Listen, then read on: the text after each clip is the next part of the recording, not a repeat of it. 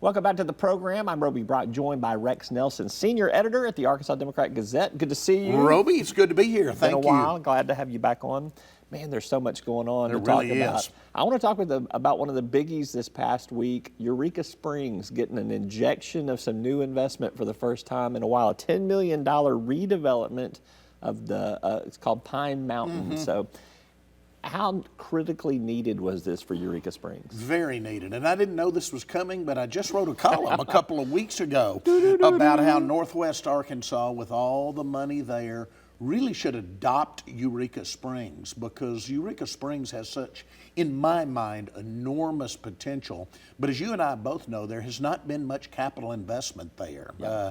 The hotels have gotten old, a little dated. A lot of the facilities that back when the Passion Play was going big out on the highway have closed. And then suddenly we get this announcement of this new $10 million development that really is aimed at those people in Northwest Arkansas, potentially mountain bikers, which of course become a bigger part of our tourism scene down here in Arkansas. Yeah, and in tourism, if you're not reinventing yourself, you are going to fall behind. So Absolutely. This was definitely needed. Absolutely, and you know, at a time when Northwest Arkansas, just right next door, and by Northwest I mean, of course, just Washington and Benton counties, but just next door to Carroll County, at a time it was booming. Actually, lodging revenue in Eureka Springs went down last year. Yeah. So they need this capital investment. Yeah, our tourism tickers reflected that too, and it's coming out next week with some new numbers. Walmart's headquarters, we learned a little bit more this week that it is going to resemble a little bit more of a college campus. It might not be just big towers with windows. What do you think about how they're going to approach this? I think it is truly going to be unlike anything Arkansas has ever seen.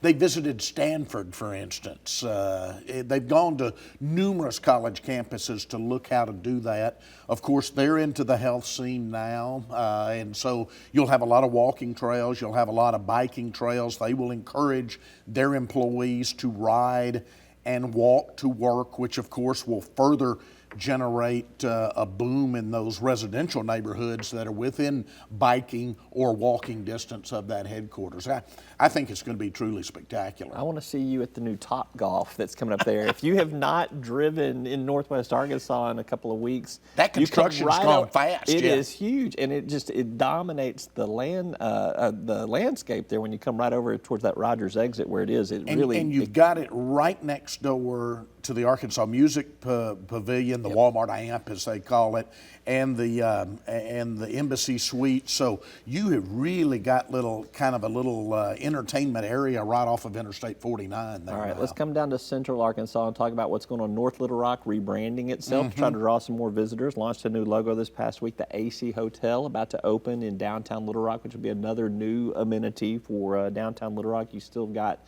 the Art Center in the middle of their reconstruction and redevelopment, a new marina coming in. There's a lot happening in Little Rock. There really is along the riverfront. I mean, we've seen, of course, we've got new apartment Escalante units too. going up. Yeah, that's going to be actually more than just apartments when that development is all said and done. Construction is actually starting on that. You've got the new square that's going in downtown Argenta. You've got the new buildings being built around the square. You've got a new facade even going on the now Simmons Bank Arena. We don't have to look at that dirty white anymore. So there is a lot going on. The AC Hotel on the Little Rock side of the river, that is one of Marriott's hippest brands, if you will. It is normally in much larger cities than Little Rock, so that's kind of a coup to get an AC. And of course, the hope of Little Rock developers is that some of this action we've seen on Main Street will now turn the corner and start going up Capitol Avenue, where frankly, especially with a lot of state offices moving out to go to the former Alltel campus, we've got a lot of availability of office space for lease right now, and really need a focus on that part of Capitol Avenue. Yeah, that's a quarter that could be coming. All right, over in the Delta, we saw last week was Elvis Week in Memphis, but it spills over into Arkansas as well. We did a story on this, but you are obviously very well aware too of the musical heritage in Helena and Newport and all up and down the Delta region there, the Johnny Cash home and Dias. we are seeing visitors that come to see Elvis and Graceland come over across the river, and that's a good thing. Yeah, I think there's tremendous potential for that whole Northeast Arkansas quadrant. For one thing, you're about to get a 20-story hotel in West Memphis on this side of the bridge, which a lot of those Memphis tourists, I think you'll find now, will be staying at Southland. When that is developed, with what's going on at Dice, I think at that point a lot of them will go up there.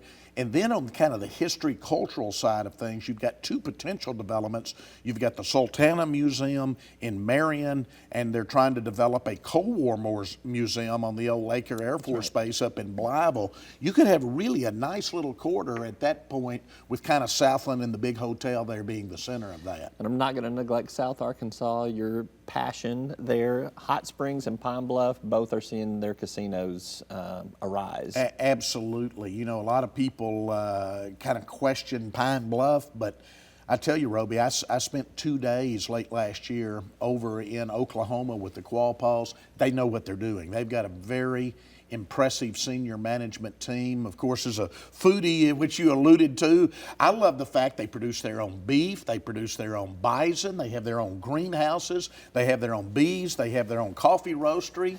And all the things that you're going to see in the restaurants at Pine Bluff, a lot of that's going to be produced by the Qualpaws themselves. That's fascinating too. And then Oaklawn kicking off. And then Oaklawn, the new meet is starting, and we have never seen purses like this. It's going to be about a $35 million purse structure this year. It's going to be the highest in the country at this time of year.